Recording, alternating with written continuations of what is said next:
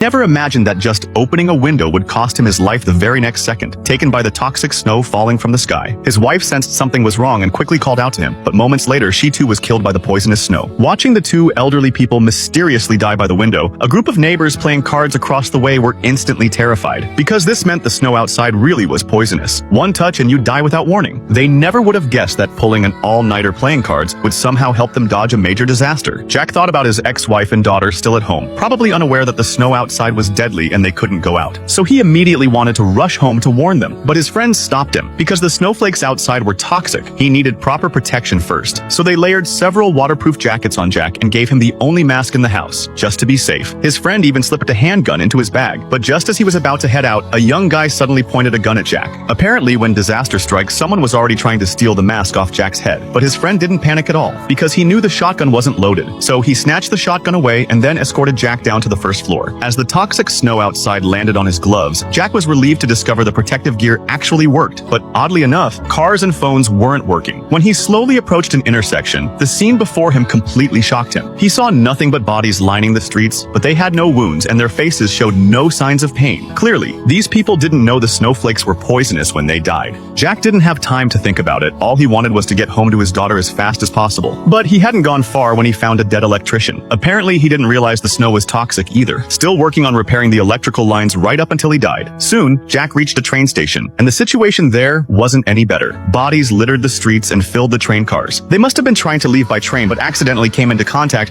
with the poisonous snow. Just as Jack was reflecting on how fragile life is, he suddenly heard banging from behind him. A whole train car full of people was calling out to him for help. Even though Jack wasn't carrying much in supplies, seeing the pitiful looks on their faces, he kindly opened his backpack and tossed them a bottle of water. But these people weren't satisfied with that. Watching them act like lunatics trying to rush at him, Jack explained he'd call for rescue, then left that trouble spot without looking back. After what felt like forever, Jack finally reached his ex-wife's place. But the moment he stepped into the apartment building, he suddenly heard someone smashing things with a hammer. Sure enough, some survivors had already started looting, while others held candles and kept praying about the disaster. Soon, Jack made it to his ex-wife's apartment, but strangely, the door was unlocked and there wasn't a soul inside. Just as he started worrying about his daughter's safety, there was suddenly a commotion in the living room. Seeing a stranger stealing stuff, he immediately confronted him. Turns out the guy was sent by his ex-wife to pick up some medicine. While the two were arguing, his ex-wife came back and gave Jack some bad news. Last night, their daughter had gone out with a friend. Realizing his daughter might be in danger, Jack immediately prepared to go to the friend's house to find her. But the moment he opened the door, a group of survivors blocked his way. Apparently, the survivors wanted Jack's mask, saying the building's water had been shut off, and they needed to commandeer his mask to go find water. Seeing that these people weren't going to let him leave, Jack pulled out the gun from his bag and pushed through the crowd, hiding in an apartment on the second floor. But those survivors chased after him, frantically pounding on the door. With no other choice, Jack gave the mask to his ex-wife, telling her to go find their daughter herself while he covered her from behind. That's when Jack spotted some plastic bags on the floor and instantly came up with a plan. When those people broke down the door, he didn't hesitate. He smashed the window. The poisonous snow drifting in instantly sent everyone running in fear. Jack quickly pulled a plastic bag over his head and slowly climbed out the window. He thought the plastic bag would help him escape, but once he got outside, he realized how stupid he'd been, because the plastic bag didn't let him breathe at all. He quickly became severely oxygen deprived and eventually collapsed face first on the street.